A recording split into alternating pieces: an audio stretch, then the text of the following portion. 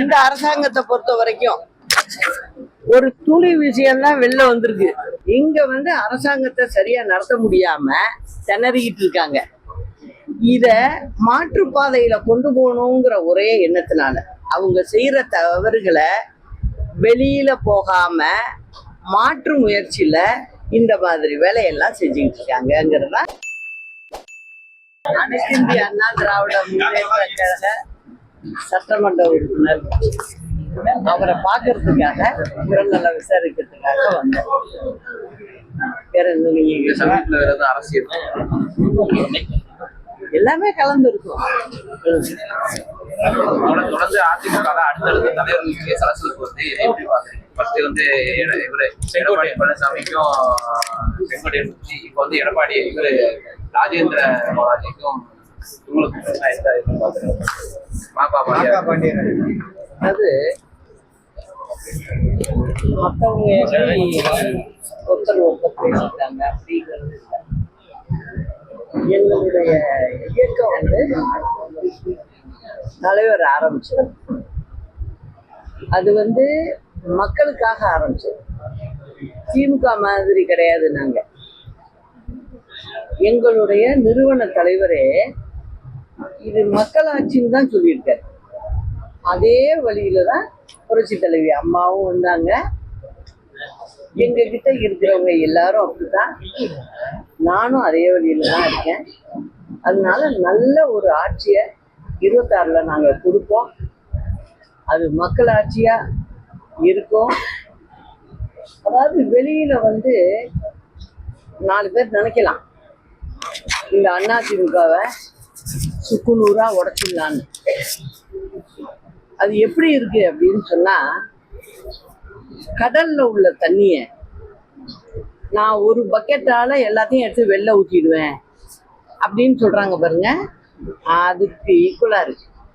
அதனால அனைத்து இந்திய அண்ணா திராவிட முன்னேற்ற கழகங்கிறது இது பொது ஜனங்களுக்காகவும் ஏழை மக்களுக்காகவும் உருவான கட்சி. அதனால 26ல எல்லோரும் ஒன்றிணைந்து நல்லபடியா ஆட்சியை அமைச்சு தலைவர் அம்மா வழியில நல்லபடியா நடத்துவோம். அது மக்களுக்கும் பிடித்த ஆட்சியா எடப்பாடி தொடர்ந்து ஒன்றிணைய வாய்ப்பே இல்லை. இது ஒருத்தர் முடிவு பண்ற விஷயமே இல்லை. எங்களுடைய சட்டத்திட்ட விதிகள் படி எங்களுடைய அடிமட்ட தொண்டன் என்ன முடிவு பண்றாங்களோ அதுதான் இந்த கட்சியினுடைய பைலாப்படி சட்டத்திட்ட விதிபடி நடக்கும். அதை நாங்க நல்லபடியா செய்யும். நாடாளுமன்றத்துல மத்திய அமைச்சர் தமிழக மக்களை பத்தி அவதூறா பேசியிருக்காரு. அதுக்கு திமுக தொடர்ந்து போராட்டம் பண்ணிட்டு இருக்காங்க.